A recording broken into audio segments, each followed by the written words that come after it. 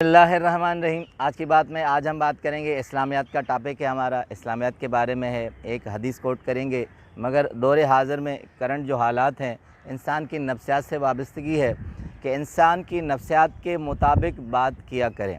हमारी गलती क्या होती है कि हम अपनी नफ्सियात के मुताबिक बात करते हैं, अगले के नफ्सियात के मुताबिक नहीं चलते। ज़ाहिर है दुनियादारी है, लोगों से मिलना है, जुलना है, कहीं अमीरी है, कहीं गरीबी है, कहीं एहसासात का मामला है, कहीं ज़हनी शऊर का मामला होता है। हमारा जहन उनकी सतह तक नहीं पहुंच सकता। हम कुछ ऐसे जुमले अदा कर लेते हैं जिससे दूसरे की दिल आज़ारी होती है। तो आज हमने ये टॉपिक कंपाइल किया है और अक्सर दोस्तों को शिकायत होती है, वो कहते हैं कि आप मुश्किल सी एग्जांपल्स देते हैं। तो आज सादा सी एक एग्जांपल है, उसके साथ फिर एक रिवायत है, हम उसको कोट करेंगे कि फ़र्ज़ करें कि अगर हम किसी के एहसासात का ख़याल नहीं रखते, नफ्सियात का ख़याल नहीं रखते, माहौल को नहीं देखते, तो फिर क्या रद्द अमल होता है। लोग हमसे दूर रहते हैं, लोग हमसे मिलना पसंद नहीं करते, और क्या होता है, माशरती ताल्लुकात आपस में नहीं रहते। जिस तरह माशरा जुड़ता है, माहौल जुड़ता है, वो फिर जुड़ने नहीं पाता। लोग जहनों से दूर हो जाते हैं और जिस्मों से दूर हो जाते हैं। फ़र्ज़ करें, एक छोटी सी एग्ज़ाम्पल है कि एक पड़ोस में एक औरत ऐसी है जिसके वालिदैन इस दुनिया से गुज़र चुके हैं और शौहर ने उसे तलाक दी हुई है। अब उसके पड़ोस में एक औरत रह रही है।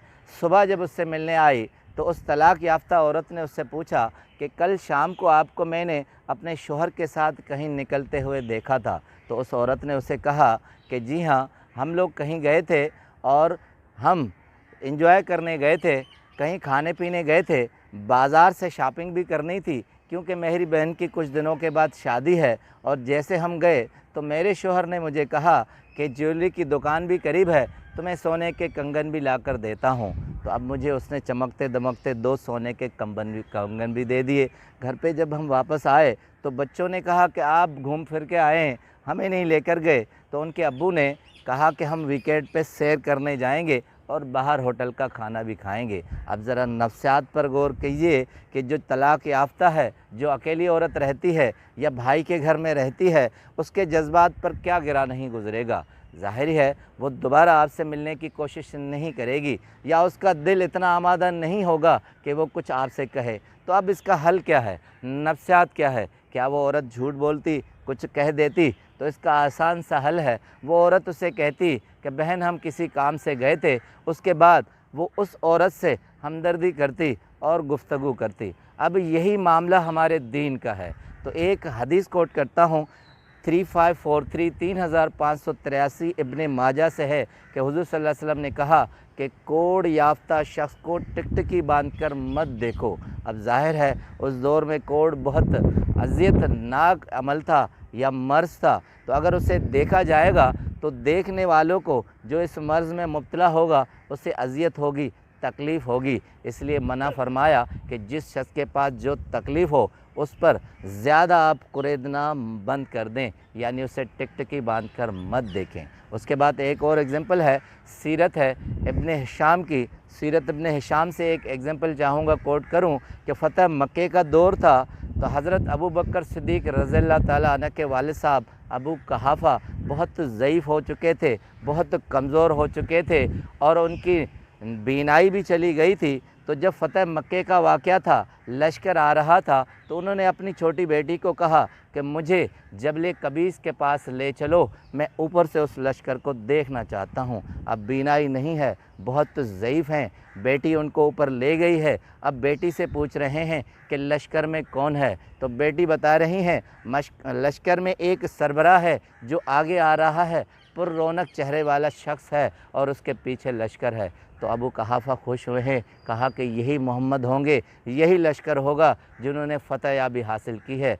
तो जैसे ही उन्होंने लश्कर का शोर सुना तो कहा कि मुझे नीचे लेकर चलो, क्योंकि ऐलान किया गया है जो घर में रहेगा वो अमान पाएगा। अब जैसे ही अबू कबीस जबल से नीचे आए हैं तो लश्कर का सामना हुआ है। हज़रत अबू बकर सिद्दीक़ रज़ियल्लाहु ताला के सामने आए हैं तो वो अपने वालिद को देखकर बहुत खुश हुए हैं।